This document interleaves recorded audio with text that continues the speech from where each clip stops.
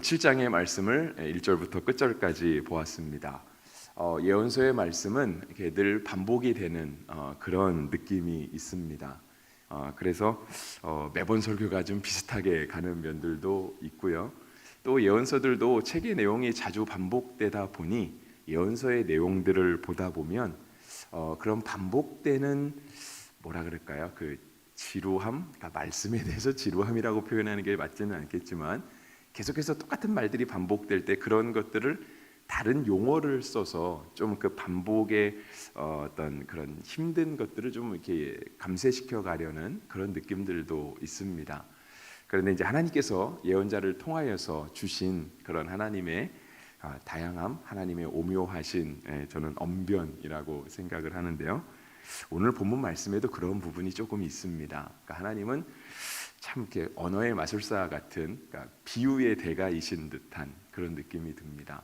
우리가 예수님의 말씀을 읽어봐도 예수님이 많은 가르침들을 주셨는데 그 가르침들의 많은 부분이 또 비유로 되어 있거든요. 근데 우리가 비유로 듣다 보니까 우리가 그 내용들은 나중에 시간이 지나면 헷갈리기는 해도 그 비유 내용은 잘 기억합니다. 그러니까 설교를 할 때 우리가 간혹 예화를 하면 설교 말씀은 잘 기억이 안 나는데 예화는 잘 기억나는 것처럼 하나님의 말씀에도 그런 부분들이 있습니다. 오늘 본문에는 특별히 이렇게 화덕에 이렇게 요리하는 듯한, 화덕에 빵을 굽는 듯한 그런 비유들이 많이 나타나 있습니다.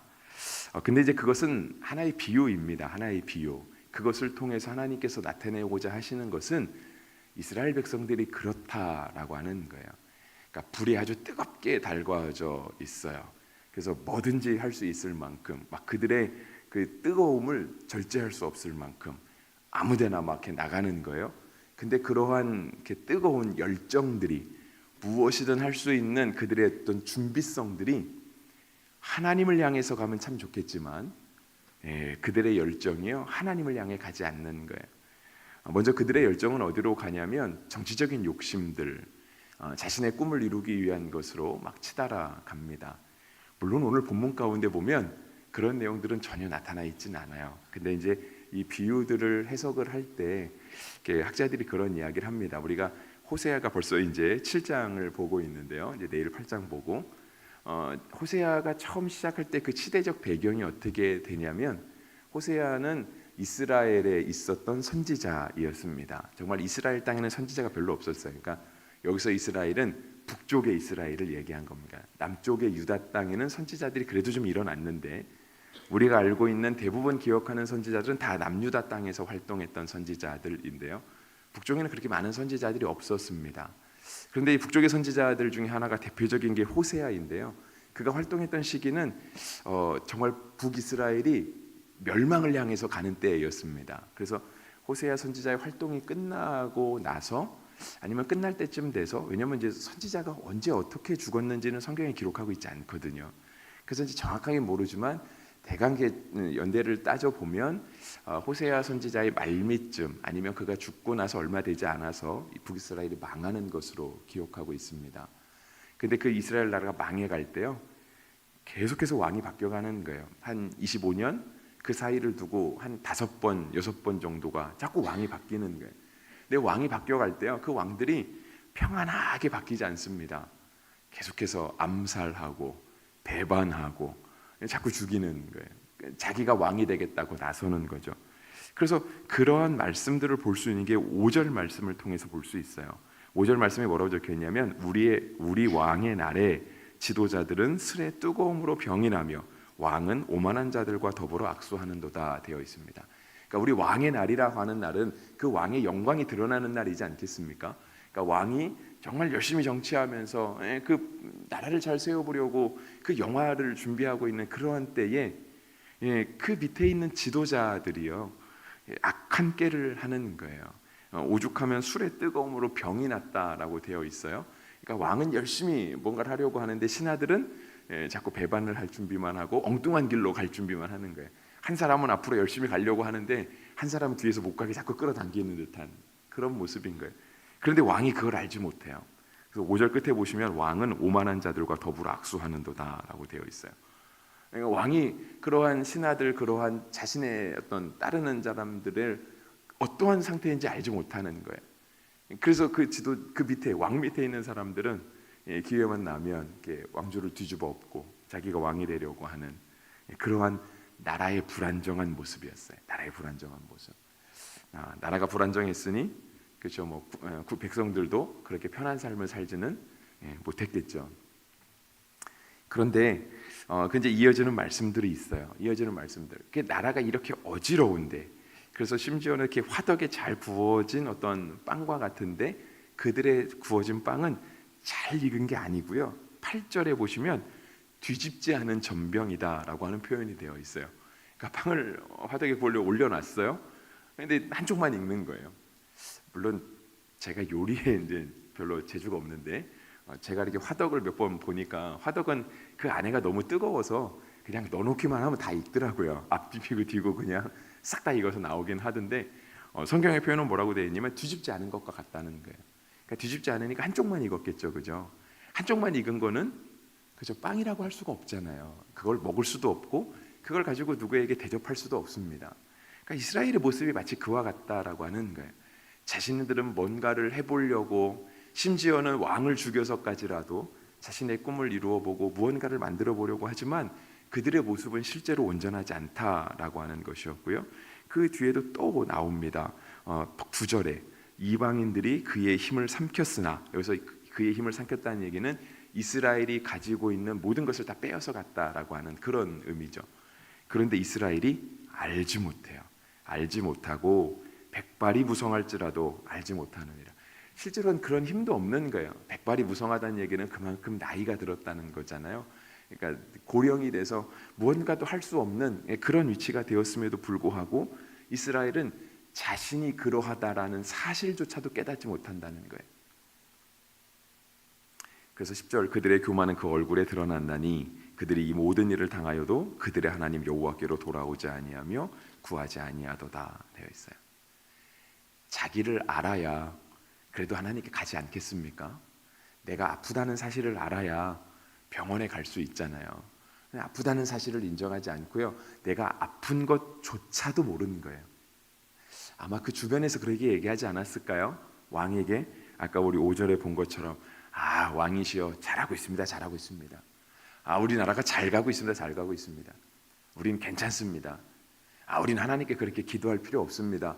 하나님이 우리가 기도하지 않아도 우리를 돌봐줄 겁니다. 하나님이 우리를 붙들고 있기 때문에 우리가 망하는 일은 결코 없을 겁니다. 왕도 그렇게 스스로 생각했을지도 모르고요, 그 왕을 함께 돕는 사람 신하들도 아마 왕에게 그렇게 거짓말을 했을지도 모릅니다. 그런데 그 어떤 사람들조차도 그렇게 속아 넘어가는 왕이나 그렇게 부추기는 신하들이나 자신들이 알지 못하는 거예요. 그들이 힘이 없다는 것 자체가, 그들이 머리가 백발이 되었다라는 것 자체를 그들이 알지 못하는 거고요, 여호와께로 돌아가지 않는 겁니다. 그래서 뒤에 보시면 13절 화 있을진저 그들이 나를 떠나 그릇 같음이니라 패망할진저 그들이 내게 범죄하였음이니라 내가 그들을 건져주려 하나 그들이 나를 거슬러 거짓을 말하고. 하나님께서 그들을 도와주려고 하세요. 하나님이 그들을 포기하지 않으시려고 하세요. 하나님의 백성이잖아요. 하나님의 사람들인데 하나님께서 그 백성을 포기하실 리는 없으시죠, 그죠? 그래서 하나님이 그들을 붙잡아 주시려고 하는데 그들이 자꾸 거짓말한다는 거예요. 그들이 자꾸 핑계댄다는 거예요. 하나님 괜찮습니다. 하나님 우리 잘 가고 있습니다. 우리 하나님 없어도 우리는 충분히 이 정도 어려움에서 우리가 건전할 수 있습니다. 자기 스스로를 알지도 못하니까 무슨 말을 하는지도 알지 못하고 자꾸 그것들을 거짓말로 둘러대면서 우리를 도우시는 하나님을 붙잡지 않는다라고 하는 거예요. 그래서 14절에 앞에 보시면 그렇죠. 성심으로 나를 부르지 않는다라고 적혀 있어요. 그러면서도 울기는 웁니다. 14절 이어지는 말씀 오직 침상에서 슬피 부르짖으며. 하나님을 향한 중심은 없는데 우리가 어저께 살펴봤죠, 그죠? 6장 1절부터 3절까지 말씀 읽으면 너무 은혜로운 말씀. 하지만 4절부터 이어지는 그 얘기들은 그렇게 하나님께로 돌아가자, 하나님을 힘써 알자고 하는 사람들의 행태가 실은 너무 추한 거예요. 너무 이렇게 대조적인 모습을 보이는 거예요. 그러니까 그들의 회개가 진실되지 않다라는 걸 보여주는 거거든요. 말씀 자체가 틀렸다는 게 아니라 분명 우리가 하나님께 돌아가면 하나님 우리를 건져주세요. 우리가 하나님을 알기를 힘쓰면 하나님은 우리에게 일정한 새벽빛과 같이 하나님의 때가 돼서 우리에게 나타나시고 우리의 삶에 역사하시고 우리를 도와주실 거예요. 근데 그들의 마음에 중심이 없는 거예요. 알기는 알지만 그 하나님께 나아가고자 하는 마음도 없고 그 하나님이 우리를 도와주시겠다라고 하지만 우리 하나님 의지할 마음도 없는 거예요. 자신이 스스로가 어떤 상태인지도 모르고 그냥 내가 내 길로 가겠다고만, 심상에서 슬피 울기는 하지만 그 중심으로 하나님을 찾는 모습은 없는 거죠. 그들을 도와주시려는 하나님의 모습은 12절에 나와 있어요. 12절, 그들이 갈 때에 내가 나의 그물을 그 위에 쳐서 공중의 새처럼 떨어뜨리고 전에 그 회중에게 들려준 대로 그들을 징계하리라. 그래서 그들이 간다는 얘기는요, 그들이 외부의 도움을 구하러 간다는 거예요. 애굽을 향해서, 아수르를 향해서 막 이렇게 간다라고 하는 거예요. 하나님께서 그 가는 길을 잡으시는 거예요. 12절의 표현은 그거죠. 비유적인 표현이잖아요. 그들이 마치 새처럼 날라서 애굽을 향해 가고 아수르를 향해 갈 때 하나님이 그 위에 아주 그물을 넓게 쳐서 그 가려고 하는 이스라엘 사람들을 싹 다 잡아들이겠다라고 하는 거예요. 꼼짝 못하게. 그래서 그들을 떨어뜨리시겠다. 그러면서 12절 끝에는 그러죠. 그 회중에 들려준 대로 그들을 징계하시겠다라고 나와 있어요. 하나님이 우리를 혼내시겠다는데 왜 하나님이 이스라엘을 사랑하시는 걸까요? 그렇죠. 하나님의 심판에서부터 죄가 있는 모습 그대로 하나님이 우리를 사랑하시는 건 맞지만 하나님은 우리를 사랑하시길 때에 그 죄악을 씻어내기를 원하시는 거예요. 그래서 우리가 하나님의 품이 안겼다가 다시 세상을 향해 나아갈 때에는요, 그냥 죄 있는 모습 그대로 하나님께 우리의 죄의 오물을 묻히고 그대로 오물이 있는 모습으로 세상을 향해 나아가는 게 아니라 하나님 앞에서 우리의 모든 죄가 다 씻어지고 세상에서 비록 우리가 오물이 묻은 채로 주께로 왔다 할지라도 주님을 만나고 다시 나아갈 때에는 깨끗하고 순전하고 온전한 모습으로 다시 나아가게 되는 거죠. 근데 그 사이에 있는 게 뭐예요? 그게 하나님의 징계라고 하는 거예요. 하나님이 혼내시는 과정. 하나님이 그들을 혼내는 것은 그들을 죽이기 위함이거나 그들을 너넨 안 돼, 너는 진짜 안 돼 라고 하는 좌절과 낙심을 주기 위해서가 아니라 우리를 다시 새롭게 하시기 위한 그 과정으로 하나님이 우리를 심판하시는 겁니다. 그런데 오늘 말씀은 솔직히 우리에게 그렇게 긍정적이지 않습니다. 아까 기도도 그렇게 하기는 했지만요, 7장 1절 말씀에 보시면 내가 이스라엘을 치료하려 할 때에 에브라임의 죄와 사마리아의 악이 드러나는도다 라고 적혀 있어요. 그러면서 그들의 죄악들을 얘기하시죠. 거짓을 행하며 도둑질 행하고 떼지어 노략질하며 이렇게 나와요. 하나님이 그들을 치료하시려 할 때 죄악이 드러납니다. 여러분, 우리가 하나님 앞에 죄를 깨닫는 때가 있습니다. 언제일까요? 하나님 우리를 치료하시려 할 때. 우리가 하나님 말씀을 듣고 마음에 뭔가 찔림이 와요. 그때가 언제일까요? 하나님 우리를 도와주시는 때입니다. 하나님이 우리를 치료하시려고 하고 하나님 우리를 온전케 하시려는 그때에 하나님께서 우리의 죄악을 보게 하세요. 죄악을. 근데 우리는 그러한 때에 우리의 죄악을 주께 고백할 수 있어야 되고요. 그 죄악들에 대한 깨끗한 그런 조금은 혼나는 과정을 거쳐야 됩니다. 이스라엘 백성들은 그렇게 하지 않았다라는 거예요. 2절 말씀, 내가 모든 악을 기억하였음을 그들이 마음에 생각하지 아니하거니와 적혀 있어요. 하나님은 다 안다 말씀하시거든요. 하나님은 우리의 죄악을 안다 말씀하시는데 이스라엘은 뭐라고 얘기하는 거예요? 나는 괜찮다 그러는 거예요. 그들의 죄가 드러났음에도 불구하고 그들은 마음에 생각조차 안 한다는 거예요. 나에게 죄가 있다라는 사실을. 하나님이 치료하려 하시지만 그들이 인정하지 않는다는 거죠. 큐티 책 안에 제가 이제 오늘 일부러 들고 올라왔는데요. 항상 큐티 이렇게 말씀을 쭉 읽잖아요. 이게 책 안에 보면 책의 구조가 그렇게 돼 있잖아요. 그리고 이제 간단한 해설이 있죠. 간단한 해설이 있고 우리의 말씀 묵상을 돕는 짧은 글이 실려 있어요. 제가 설교하면서 몇 번 읽어드렸던 한 2번 정도는 읽어드렸던 기억이 나는데 오늘 있는 이 짧은 글도 내용이 참 괜찮아요. 그래서 시간 조금 가긴 했지만 제가 요거까지 읽고 설교 마치도록 할게요. 오늘 적혀 있는 내용은 이 땅에 무신론이 번성하는 이유에 대해서 어떤 분이 적어놨어요. 우리나라 사람은 아니고요. 앤서니 데스테파노라고 하는 외국분이 무신론자들의 마음속이라고 하는 책에 적은 글 중에 하나예요. 그래서 이 땅 가운데 왜 자꾸 하나님을 인정하는 사람들이 없고 하나님이 없다 하고 왜 자꾸 하나님과는 무관하게 사는 사람들이 자꾸 더 번성해지는 이유를 아느냐라고 하는 것에 대한 이분의 진단인데요. 제가 여기 있는 그대로 한번 읽어드리겠습니다.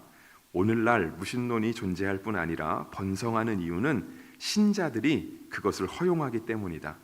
여기서 신자는 행동에서 믿음이 묻어나오는 사람들을 말하는 것이 아니다. 믿는 연기를 하는 자들을 말한다.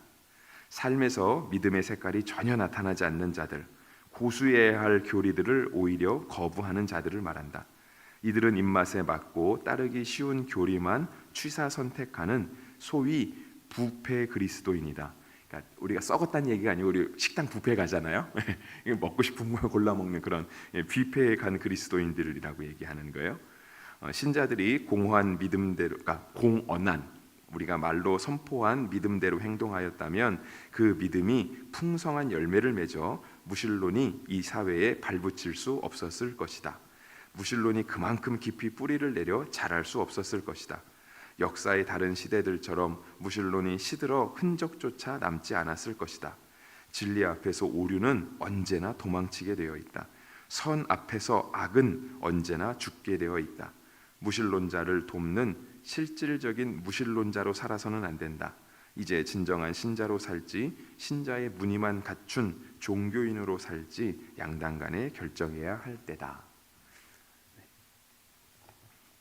네, 저도 뭐 이 책 읽어본 거 아니고요. 그냥 책에 있어서 잠깐 설교 준비하면서 본 글인데요. 우리한테 주는 의미는 참 큰 것 같아요. 이 땅의 사람들이 우리는 복음을 전하며 이렇게 어쩔 수 없이 할 수밖에 없는 얘기가 그거잖아요. 우리가 하나님 앞에서 다 죄인이다라고 하는 말을 할 수밖에 없잖아요. 그죠? 왜냐하면 우리가 죄인임을 인정해야 우리가 예수 그리스도의 보혈이 필요하게 되니까. 근데 그 얘기를 솔직히 잘은 못하죠. 왜냐하면 전도하면서 교회에 데리고 올려오는데 처음 만나는 사람한테 당신이 죄인입니다 이러면 그 사람 별로 교회 오고 싶지 않을 거잖아요. 아니 우리를 나를 언제 봤다고 나보고 갑자기 뜬금없이 죄인이래.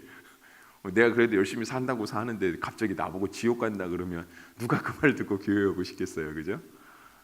근데 어쨌든 복음의 진리 가운데 그 내용이 있는 건 사실이에요. 그러니까 사람들이 내가 죄인이라는 사실을 잘 받아들이려고 하지 않아요. 왜 그럴까요?